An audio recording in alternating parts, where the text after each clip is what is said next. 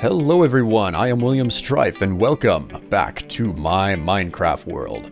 I did one of these videos last year for Christmas and I figured, hey, why not do it again? But this time around, I'm not in vanilla Minecraft. I still play vanilla, but not as much as I did last year. And a whole lot of that has to do with the fact that I picked up Yogcraft at some point last year. Well, not last year, earlier this year. 2013 in January or something. I don't quite remember when, but switch that back. There we go.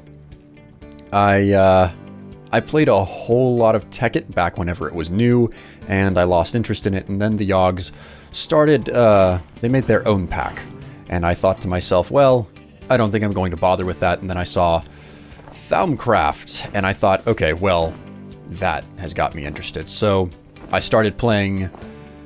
I downloaded the Yogcraft Modpack and I started playing it just to try to look into Yogcraft, but I found out that it was so resource intensive that I had to indulge in working with all of the technical shizwaz that I had already learned while playing Tekkit.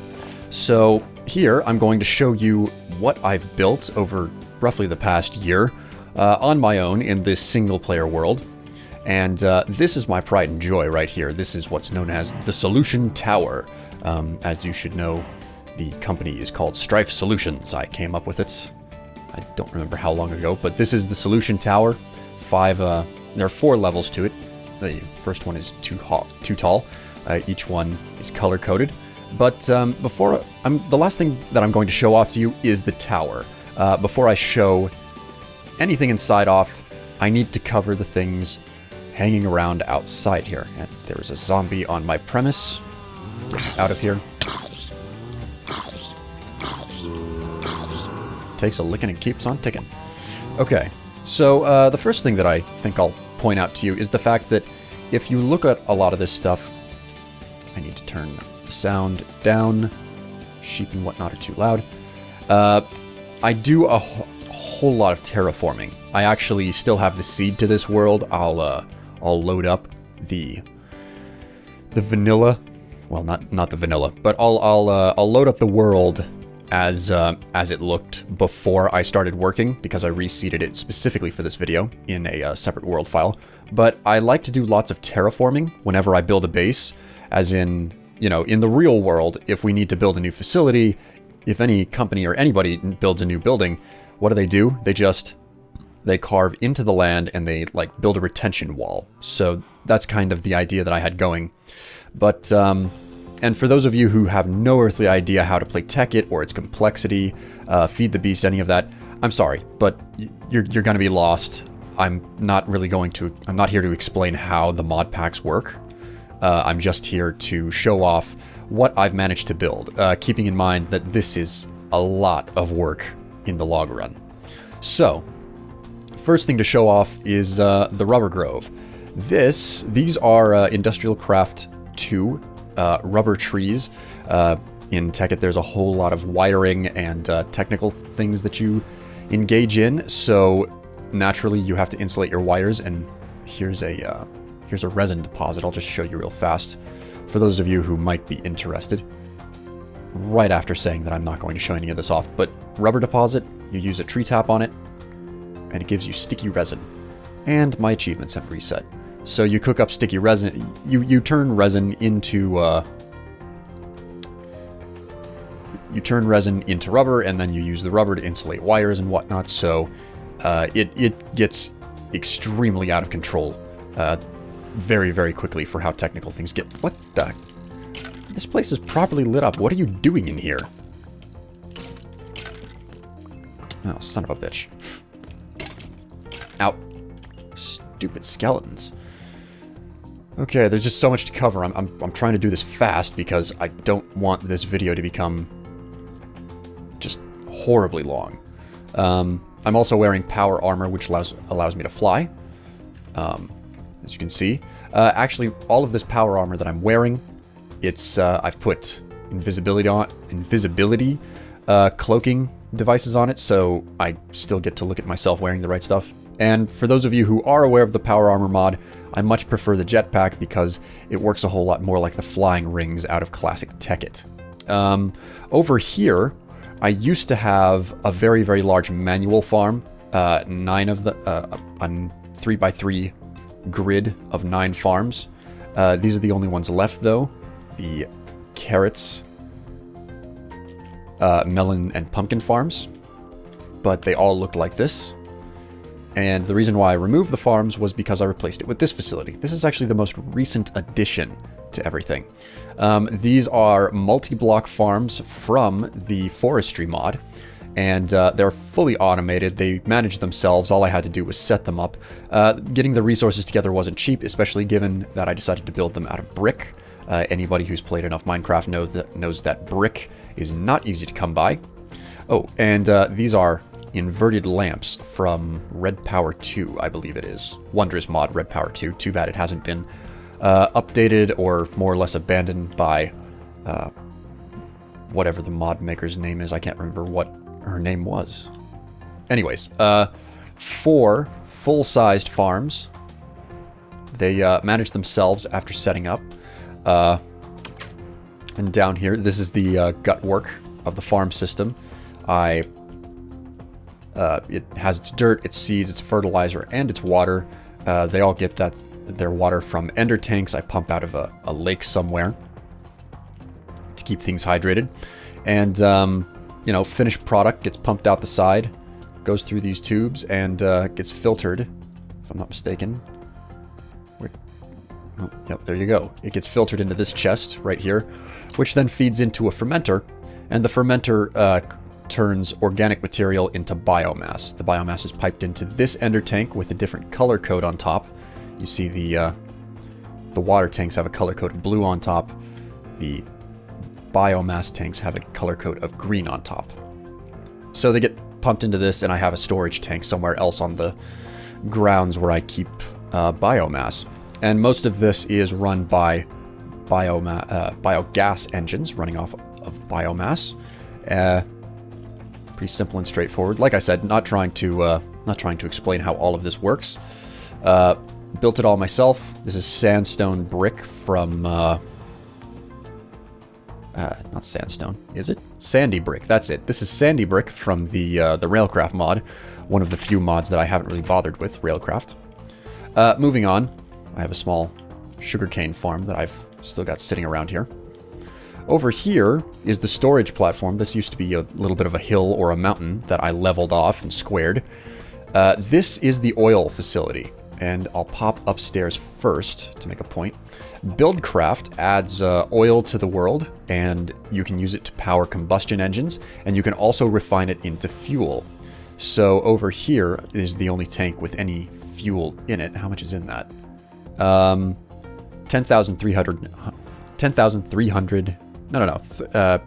3,023 buckets of fuel are in this. It has a maximum capacity of like 10,000. These are the largest size tanks that you.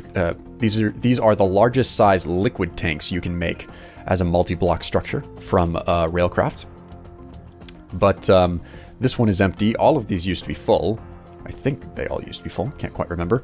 But I have basically sucked up every last bit of oil that I could find in the game because these are all full. I couldn't believe the size of some of the oil deposits that I discovered in the game whenever I was doing this. I have traveled far and wide, and I am quite certain that I have a monopoly. If I was playing on a server, there would be no more oil left for anyone else. That being said, I would probably be griefed to crap for having this much stuff if I was playing on a server. At least if I was playing on one that wasn't private. Now, I'll flip back down to the bottom here and check out the inside. The inside, or the underside, this is the refinement facility. You see I have oil pumping out of the ender tanks. And ender tanks, the way that ender tanks and ender chests, for those of you who don't know, the way that they work is the inventory of one of these objects, it exists everywhere and nowhere at the same time. So it's like an entity unto itself. I can destroy this ender tank and place it back down, and the contents inside will remain, despite the fact that the physical tank is gone. So that's how the ender mod works. The ender chest mod works. But anyways, these are refineries, and these are energy conduits. They just transport the power output by engines. So I wanted this to look really, really complex, and admittedly this is a nasty system that kind of just... It's not really practical. It's just designed to look really, really technical fancy, even though it's not really effective.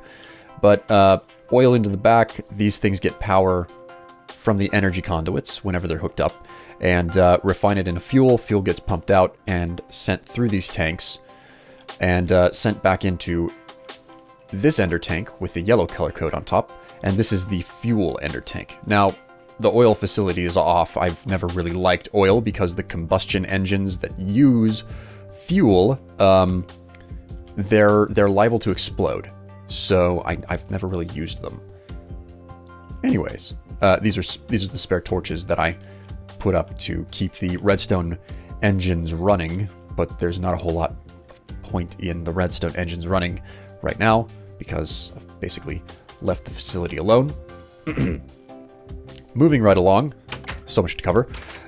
This over here is the wind farm, and it utilizes, let's see, yeah, I can see up there. That is a red power turbine, wind turbine, and it turns an engine, and there's a wire running way, way, way, way down, and I have battery boxes all throughout here. For those of you who know what you're doing with red power, I have battery boxes strewn all through this tower to be certain that I don't lose power through distance loss. But they run down and they power these engines, these red power engines. Eggs. These red power engines, and the red power engine feeds into the conduit, which feeds into this redstone energy cell, which is a sort of battery. And the power is sent out through the battery from the cell into this energy tesseract, which is a sort of way of teleporting power to wherever the hell you need it on the map. This facility over here is my Industrial Craft 2 farm, or garden, if you will. I need to take my leggings off while I'm in here. Walk a whole lot slower, though. I haven't messed around with this too much. The Industrial Craft farming stuff, it's very rewarding, but it's also extremely tedious and time-consuming, and I just couldn't find the interest. I couldn't find it in myself to actually engage in this. So what you're looking at, these are covered in weeds. What you're looking at is like the fruits of, I don't know, an hour or maybe 2 at best. And I've just never really bothered with it. This is the only set of farms that I've really worked on, even though I came up with a whole lot of different fields. Pick everything up here. Actually, I don't even need to be harvesting this. Downstairs, yes, these are between everything. It's a crop matron. It automatically hydrates, fertilizes, and applies weed killer to the fields. But down here, most of my power is solved through piping lava directly out of the nether into these ender tanks and then putting the ender tank on top of a geothermal generator. And this is how I power everything down here, such as the crop matrons and the like, which is completely out of supplies. But yeah, that's the greenhouse, the Industrial Craft, what do you call it? The Industrial Craft garden. And over here, I did some more terraforming. I went and I leveled off a hill. This is the original version of my biomass production facility. I used a traditional tree farm over here. I think these have been since removed from the forestry mod in later iterations of the game, such as 1.5 and 1.6. This is one Minecraft version 1.4.7 for those of you who are interested or don't know. This is my biomass storage tank. Not as much as I have oil, but you know. And over here, a bunch of electric engines running off of generators. These generators are powered by coal, which they're, well, not coal, charcoal, because you run a tree farm and you end up with lots of leftover wood. So turn the raw wood into coal, and then I burn the coal in here to power the fermenter to turn saplings and the like. That's odd. Shouldn't it be power dead? Power's not dead. No, it doesn't really matter right now. I'm not actually playing the game anymore. I'm just kind of showing off what I have done. This world is more or less done for me, abandoned, I guess you could say. I don't really care about it anymore. That being said, I like to have the world data around just to look back on for nostalgic purposes, or, you know, in this case, a display video. Getting a little bit hungry. Some cookies. Okay, nice and full. This facility is also powered by red power. I have 2 separate turbines powering that one red power engine down there. But like I said, it's not on right now. Okay, so next up is this facility back here. This is the spawner tower, and you can see that I've got some Thaumcraft brains in jars. They collect experience, and the specific purpose of this facility is to grind experience. That's the spawner up there. It's a user-made spawner, and it spawns wither skeletons. It was a big pain to get that up to tier 5, which is what it is, I believe. You have to kill like 1,000 or some odd wither skeletons to be able to do it. I used a little bit of a cheat system of, well, it's not really cheating. I didn't spawn anything in like that, but it's kind of an exploit. But because the spawner at the top is a tier 5, it accepts a redstone signal, so I can turn it off. So if I feed it a redstone signal through this wire, the spawner stops working. But if it doesn't get a redstone signal, it spawns wither skeletons. And these golems go through and kill them. Go ahead and shut that off. The golems were originally intended to be modified to... basically, whenever the golems kill enemies, they don't drop experience. But there's a modification that you can put on them, and I never got around to researching it. So, as it stands, you know, if I want something done, I just, you know, get my hands on a cheap sword, or maybe just my power glove here, and I just whack away at them from the safety of the other side of these half slabs. Over here, I was intending to build a creeper spawner up at the top, but I never did, and I left a big hole in the roof. And I built an enchanting table over here at some point. Yeah, unfinished work, basically. Once I got the spawner working at all, I just stopped caring about it, because it was not fun getting it together. So this is the steel mill. I tried to make it look fairly similar to a normal steel mill, keeping to the classic black and red that I am known for. Oh yeah. Which is the reason why Strife Solutions is made of basalt and nether brick. But heading inside, this is where I engage in any sort of railcraft. I have blast furnaces over here, and I have coal coke ovens. And I'm actually making coal coke right now in each one. The creosote oil that it produces as a byproduct. There we go.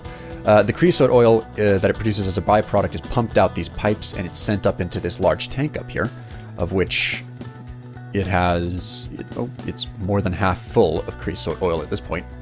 And because whenever the wither skeletons at the spawner are killed, they don't just drop bones, they also drop stone swords and coal. So the coal, for a time, I was picking up gross amounts of it, and I was chucking it into this system. This is a chest full of charcoal, which I use to power the blast furnace to create steel from iron. But I've been making coal coke for a long time, because this stuff takes a long time to create. It's a long process to make one piece. I think it's like 4 minutes or something to make a single piece of coal coke. So to have as much as I do, I've just been coming back here and checking on it periodically. Next up, just gonna pop down here. before the skeletons get to me. Before I set up the automated farm system, this was the method by which I acquired organic material to feed into a fermenter to create biomass. It's a sugarcane farm, and these are all red power block breakers, and these are red power pneumatic. These are redstone pneumatic tubes. These tubes carry a redstone pulse. As you can see, the timer, it hits and it flashes, and if you look really closely, you can see there, it's flashing for a very, very small instant, and basically, every single time that's triggered, these block breakers go, and if any of the sugarcane grows, the block breaker collects any growth off of that first block, sends it through the pneumatic tube, and it goes into this chest here, which I haven't emptied in a while. I'll just do that right now. Now that that's been covered, the next thing to touch on is the fact that over here are my portals to the Twilight Forest, which I haven't really done anything in the Twilight Forest, and the Nether.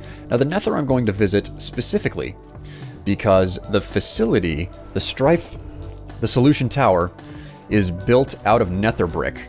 And one of the first things that I did was I got a quarry together, which is a machine that like just digs out the world for you. And I set up a facility here to quarry out the nether. And, oh, the same quarry is still here. I thought I uprooted it. I thought I only made one. I used to have a pump right here that led down to the lake of lava below. Let's see. I pumped a lot of the lava out of the nether at this point. But I pumped the lava out and over here, and I had geothermal generators powering this a geothermal generator putting power into the bat box, which was then used to power the electrical engines and power this here. I also had a compressor set up and a metric truckload of silver chests over here to receive the nether rack. Basically, I was creating nether brick. In this version, you cannot create nether brick from vanilla. The ability to create nether brick blocks was introduced in 1.5, and this is 1.47. So the only way to circumvent that was to use an industrial craft recipe. But this is what I mined out with the quarry, and this contributed to making all of the nether brick used in building the Strife Solution Tower. The other thing is, if I just hop down here real fast, you can see that this place is a mess.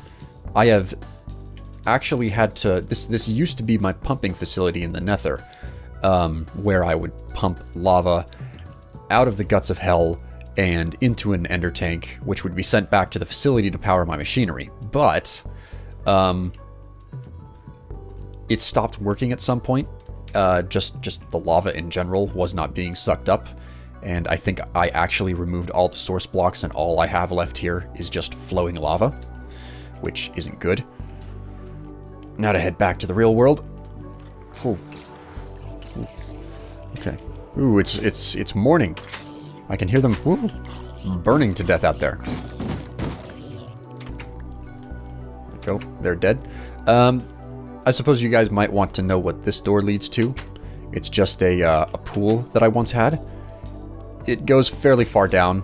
The intention was this was going to be an infinite water source, but I didn't know that Buildcraft was updated to actually drain water blocks altogether. I don't think it does that anymore in the latest versions, but in this version it does. So I ended up draining it dry, and, well, so much for that. I also have a flax farm over here, sheep farm, and a cow farm. Pretty sure that the last two things that I need to show you here, this is my automated cactus farm. I just go ahead and pull this lever and it breaks all of the cactus for me, and all I have to do is replant it. Probably won't replant it now just to keep you guys from getting bored. The other thing that I have is right over here is my cobblestone production facility, and really the purpose of this is to feed my scrap production.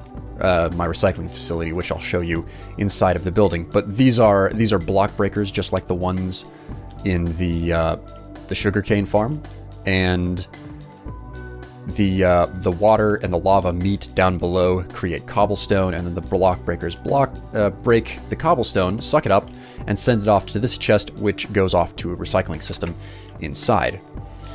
This over here was a failed attempt to use cobblestone as a renewable resource for lava, because the magma crucible, which is from thermal expansion, can turn cobblestone into lava. But I found out after setting everything up here that it actually takes more energy to turn cobblestone into lava, and the only way that you are energy efficient is by using, what's it called, netherrack. And the entire purpose of this facility was to try and stop relying on the nether and get rid of world anchors where I'm keeping 2 dimensions loaded at the same time.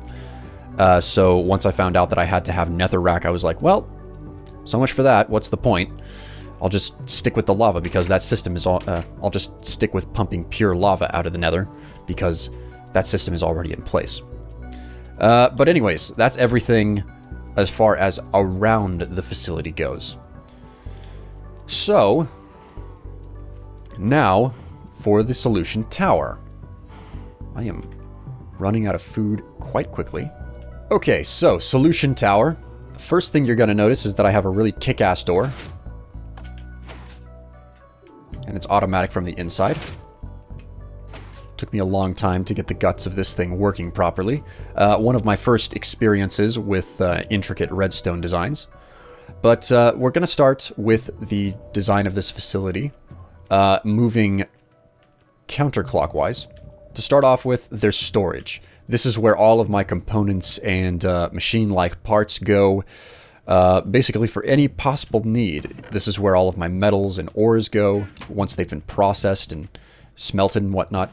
This is where my gems, diamonds, lapis, sapphires, rubies, etc. go. Redstone as well.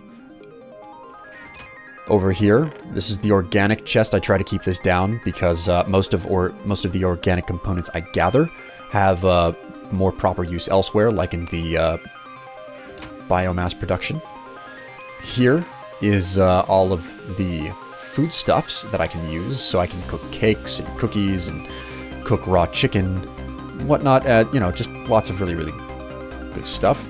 Over here, this is the wood chest, and it's also the place where raw materials get sorted that cannot go through industrial craft maceration, which is basically the process of grinding up your ores to turn one ore into 2 ingots.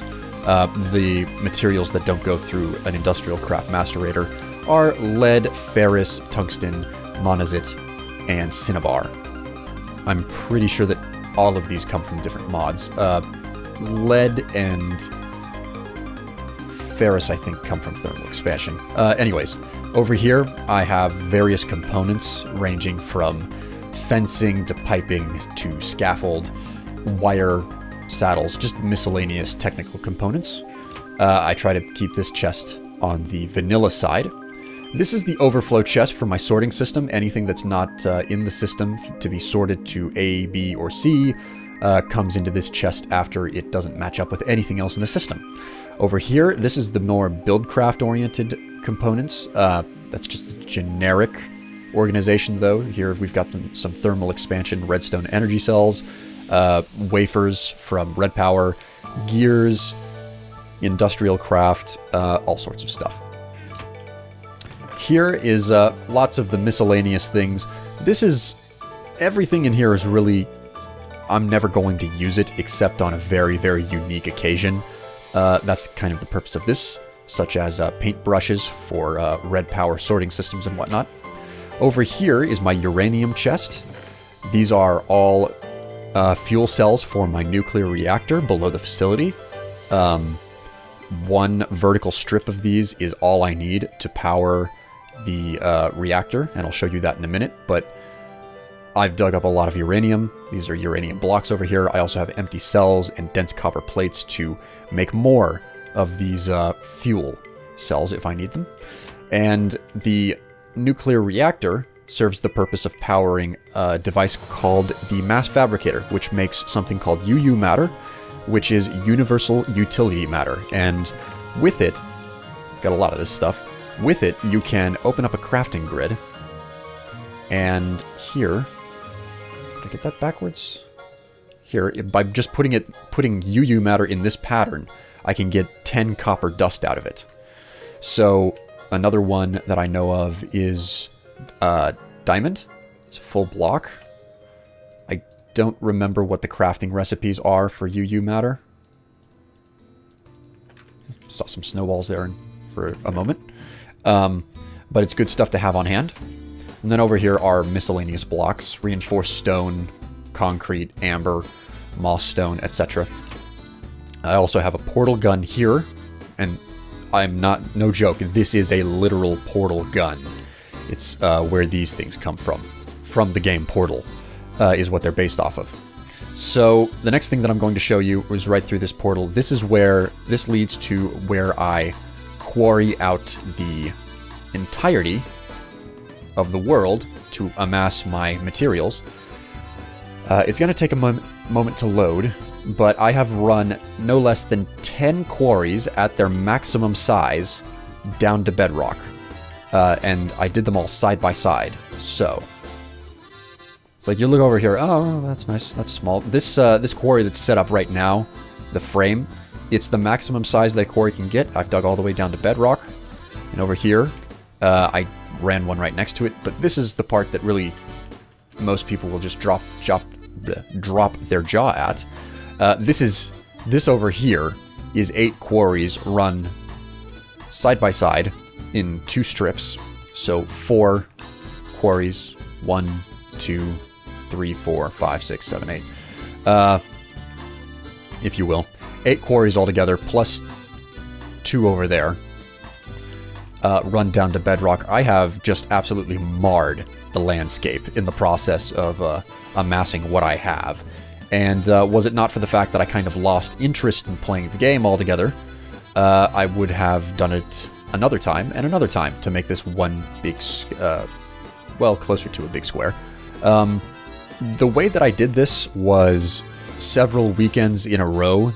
I would be busy, I would be doing something around the house, and what I would literally do, because I have this enormous infrastructure back at the Solution Tower to just handle everything for me, I would set up the quarry, set it to run, and then just kind of walk away, because all of the cobblestone and dirt would be filtered out and put to good use, and all of the valuable minerals would be filtered out and put in their proper places, and overflowing was a very unlikely thing to have happen. So that's what I did for weekends on end. Just, let it run pretty much all day. And that's how I ended up being able to run so many quarries down to bedrock. Anyways, that's the storage facility. Now, the other thing is the nuclear reactor. So, if you look straight up, that's the bottom floor. I'm going to go back through this portal. This is the bottom floor, and that's the reactor down there. This portal leads to the reactor chamber, or at least right on top of it. This is an ender chest coated brown, which is where scrap comes through.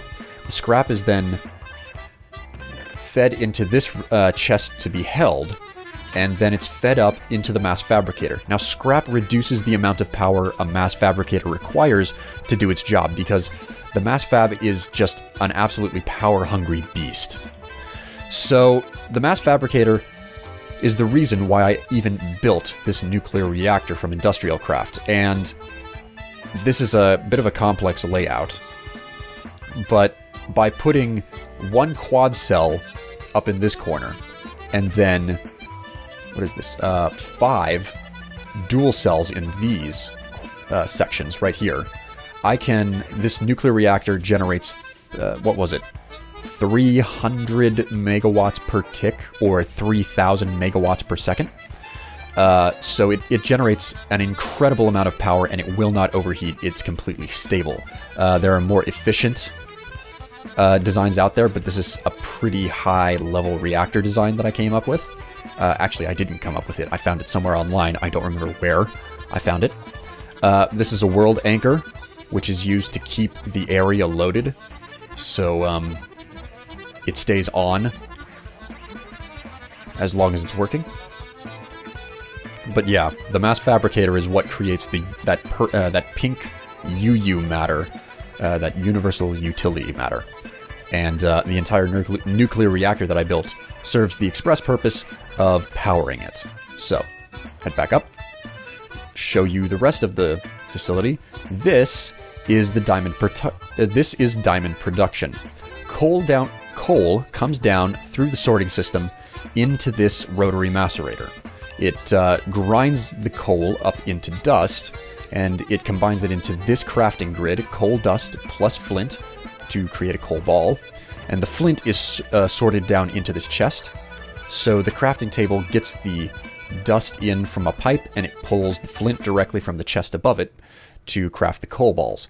They are subsequently pumped out and put into this compressor, and if you compress a coal ball, you turn it into a compressed coal ball.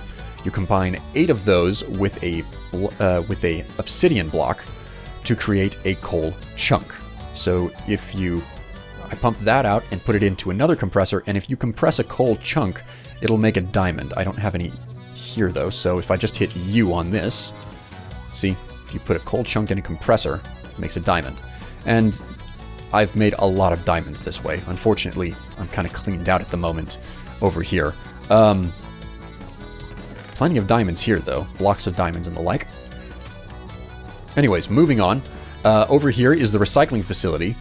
All of the materials that come out of the quarries that I don't want, such as dirt and cobblestone, ends up in a chest like this. It gets pumped out over into this chest for holding, and then it gets sent over to the recycler. And I don't know what the statistics are, but recyclers, I think it's about a 1 in 5 chance. Maybe it's a 1 in 8 chance. I don't remember. Do I have anything? Maybe? Oh, come on. Nothing? There we go, scrap. So it creates scrap, which gets sent onto this, and the white coated chests just go straight into the sorting system and sorted back out to another ender chest if needs be. Over here is just plain block storage, because I never know what type of blocks I'm going to need for a construction project. Over here, it's spare tools and whatnot that have been picked up by the quarry. I didn't really know where to put it. Over here, I just have straight up Nikolite storage, because there's tons of stuff in the world, and I don't need any more of it, but who knows, maybe I will need it. Here, TNT and gunpowder. Silver, straight up silver. I would love to craft this stuff into blocks, but this particular silver that's spawning in the world cannot be crafted into blocks. As unfortunate as it is. So, there you go. These are the other raw... This is a straight storage for raw ores that I don't know what to do with them yet. I am not engaging in thermal expansion to the maximum of my ability. And over here, bees. I'd love to use bees. I don't know if I ever will. Probably won't, because I'm kind of lost. I've lost interest in this world. Finally, over here is forestry and buildcraft machines. The power comes in through the network, as I showed you back at the windmills that I was running. They feed into that. This is the teleporter for energy, and it comes down into a battery right here. And there's another set of energy conduits running underneath right here. They hook into these. The problem with forestry machines, however, is that they chew through energy whether they are on or not, whether they have something to do or not. So I have to shut this thing off directly. I think the battery... Yeah, the max output is set to 0 right now. But I have a carpenter, a thermionic fabricator, a centrifuge, and a rolling machine, which I use to create things like concrete, which is from, what do you call it? Railcraft. Over here, these are machines that I have specifically set up for whenever I need the functionality of a macerator, of a furnace, of an extractor, of a compressor, you know, basically these are not intended for inline automation. These are intended for those times whenever I need a unique advanced piece of equipment and I have to compress or macerate something to create it. And it's like, well, I need those machines on hand for the one-time use of creating the item. And this right here is an MFE that I use to charge up my equipment. Go ahead and just pop it right in there, and it just powers right up. And these are refueled by generators that I have back here, and they're always full of coal or charcoal. Over here are the thermal expansion machines. I have the liquid transposer, the induction smelter, the pulverizer, and the magma crucible. So, you know, pretty much everything is here. I just don't like thermal expansion as much as I like industrial craft. Go ahead and take this back. So all of this is running off of the same power network, but because thermal expansion doesn't just chew up power when it's not doing anything, the output stays. I don't have to shut it off completely. So that's everything on the first level. This is a shrine from Thaumcraft that allows me to manipulate the aura of the world. So next we're going to go up to the second floor, and the second floor is sorting. I have a bunch of teleporters set up to do this. Here we are in the sorting level.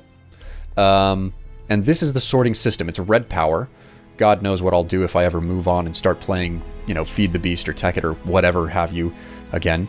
Actually, I've been playing a lot of Moon Quest since I joined the Yogs because I have access to the official pack now. Anyways,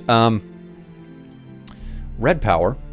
This is the Ender Chest, which I use, which all of the sorting systems and like the quarry hook into, and this sorts out of it. And the way that this entire system is set up, even though it looks like to be quite a bit of a mess, each individual sorting machine sorts to a single chest, and if nothing in this machine goes into that chest, it just sends the item on. So in this case, this sorts out nothing but shards from Thaumcraft and ingots or processed metals, and it sends it down the tube to the storage room down below. And if it doesn't, if the item coming through does not match any of that, then it's just sent on to the next sorter.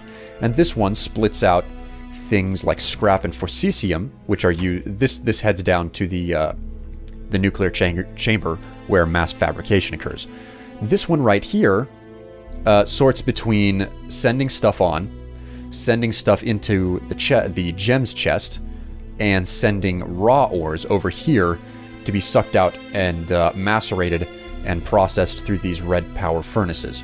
And then once the red power furnace has processed all of the ores into ingots, it's just sent right back around and back into this chest to be sent back through the system to be, you know, sent down to wherever it belongs. Moving on.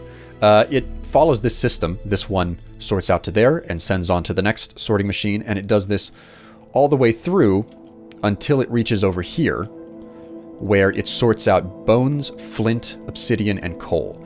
Now, you may be asking why bones? Well, bones, they were really useful until I had too many of them because of the wither skeleton spawner, so I had to start routing them off into a recycling chest for the recycling center. But the flint, obsidian, and coal are filtered off to here, and this is the section of the sorting system which supplies the diamond production below. And the rest of the sorting system just kind of goes through its numbers. Sorry if I'm going a little bit too fast for you. This did take 1.5 million years to set up. I can't tell you how many hours. Let's head back down to the first floor and up to my lab. Okay, here's the lab. I have another aura manipulating construct here. I also have a nether wart farm, a brewing stand, a soul forge, which is necessary for creating those man-made spawners. I also have a magic furnace over here. And there's also the enchanting table, which I have made quite a bit of use of. Not going to cover that. Not here to talk about vanilla stuff. I also have all of these jars, which hold Essentia, which is a massive element in Thaumcraft. And this is basically my entire lab. I have a little golem who refills my crucible. And this is the altar. Now, those quarries have really allowed me to amass a considerable amount of material. Wow, right? Okay, lots of other stuff that I require to do my research and craft things. I have actually researched damn near everything inside of this book here. The Thaumonomicon, that's what it's called. There are a couple of things that I haven't researched. I know that there's supposed to be a section for hats down here, but I never got around to finding the lost knowledge fragments, which you have to do exploring in the world and whatnot to find them. Just kind of lost interest by the time I hit that point. But lots of good fun. Lots of silver wood and blaze powder and the like up here. Lots of enchanted books that I've made, along with a lot of enchanted weaponry and picks, which has been completely and totally replaced by this one, Pickaxe of the Core, which has Efficiency 5, Fortune 3, and Repair 2. This thing never breaks. Okay. I'm running through this really, really fast now because I'm getting dry mouth. My throat is getting kind of scratchy. The top floor is automation. Now, automation is really empty because I never really found a use for this place. The most that I do up here is the Buildcraft 3 automation with the the assembly table and the like. So these are lasers, and they hit the assembly table right here to build things. I'll just leave it at that. And over here is an auto crafting system where I can just dump materials into the top chest. And so in this case, this is an auto crafting table. It requires birch wood, glass, pistons, and wood gears to create, a redstone engine. So I just dump all those materials up here. You see, it's got some of the materials, not all of them. I dump all the materials required in up here, and it crafts them as they're pulled out the back and sent down through the piping system back into the sorting system to be sorted out into, like the basic components and whatnot that I have downstairs. So there's the top level, not much to be said. Final level is the roof. Here's the roof. This over here represents how I generate power in the facility. This specific setup with the geothermal generators and the ender tank, which is getting lava from the nether, these generators power nothing but the teleport system. Every single time you step on a teleporter, it takes a massive chunk of juice out of these MFSUs, and these 3 geothermal generators resupply the power to each MFSU in the facility, keeping in mind that there's one for each teleporter in the building. It took an enormous amount of time to generate all the power to fill all these MFSUs in the building. That being said, now that everything's full, it doesn't take a whole lot of work for these generators to resupply the electricity that's taken away from one teleport. Now, the other thing is that I've got backup towers full of lava because, like I showed you whenever I was in the nether, I had to move my pumping facility, and whenever that pump stopped, whenever I stopped getting lava from that location, the facility just, it ground to a halt, a complete and total halt. So I learned, okay, I've got to have like, I have to have reserve lava to keep things running while I get the whole situation resolved. And this over here, this is the series of geothermal generators that I use to power the rest of the facility. If you look right here, you can see a pillar right below this. Zoom in. See? There's a wire running through that pillar. So this is the main line right here. Most of the facility, you can see I've got this central square in the middle of it all. Most of the facility has a wire running through this square, so I have a big line of power to draw from if I need to put something new in any level. I also have the Red Power 2 solar farm up here. I don't need this many wires. Yes, I know, I'm fully aware of it.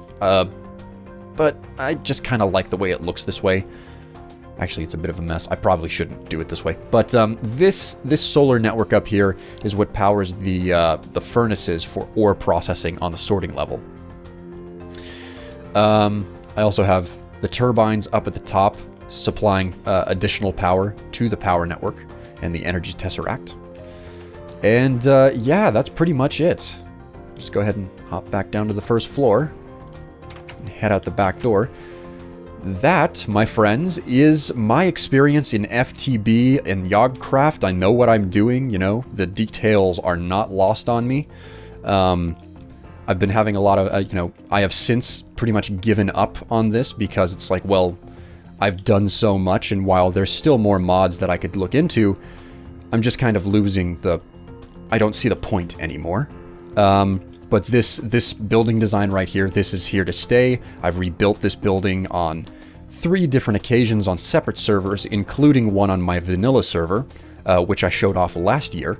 So this is something that if I ever do a series on my own, like maybe on the official Yogcraft server, this is what it would look like. I would build this from the ground up and show you guys how I do it.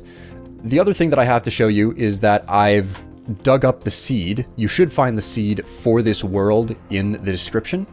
But I dug up the seed for this world and I've respawned it on a separate file so you can see just what this place looked like whenever I first spawned into it, because I have done so much work. Ooh, okay, here I am. I'm in creative mode, and this is what the place looked like whenever I started. Now, it's gonna be really hard for you to see it, but this is the mountain out back, okay? And if you look at it right here, this is where I put the wall. That's where the biomass and fermentation chamber are. This right here is where the mob spawner is. Right over here, in this little grove of trees next to the mountain, is where the steel mill is. And if I back up, this over here, like where this hole is, this is where the solution tower is. And over here you can see that, there we go. This is about what ground level is for the facility. So if I just jump back up, you can see that there's a bit of a hill over here. This hill is what turned into, this hill is what I terraformed and turned into the rubber tree grove. This hill over here is what I terraformed and turned into the oil facility, and between it right here is what turned into the farm and biomass facility. And over there is a volcano that was behind everything else. You guys might not be able to see it as well as I can because I have just played stupid amounts of time on this. Right over there, that is where, geez, that really is a hole. This little hill over here is, this is where I built the portals to the Nether and the Twilight Forest. You might not be able to see it as well as I can, but I can see it clear as day because I've spent so much time playing on this world. The seed is in the description if you really want to try to use it or work with it. I just spawned in and I said, oh, great, snow forest. Oh well, gonna work with it anyway. But like I said, I'm pretty much done playing Yogcraft. It's just so out of date at this point. I don't see a whole lot of point in engaging in it. I'm, like I said, a whole lot more interested in MoonQuest. I've been playing that a whole lot since I became an official Yogcast member. And naturally, of course, I probably should have said this at the very beginning, but the texture pack that I'm using is called Soartex Fanver. I don't know that it's available for more up-to-date versions of Feed the Beast and whatnot, but it is available for 1.47. Soartex, as nice as the texture pack is, the community, there's just not fantastic community support. It's much slower than, say, Sphax Pure BD. It's just overall not as swiftly moving, but I love the way that it looks, so, you know, even though things come about slower, you know, I can deal with it. But other than that, thanks for watching, guys. I hope you enjoyed, and I'll see you next time. Bye.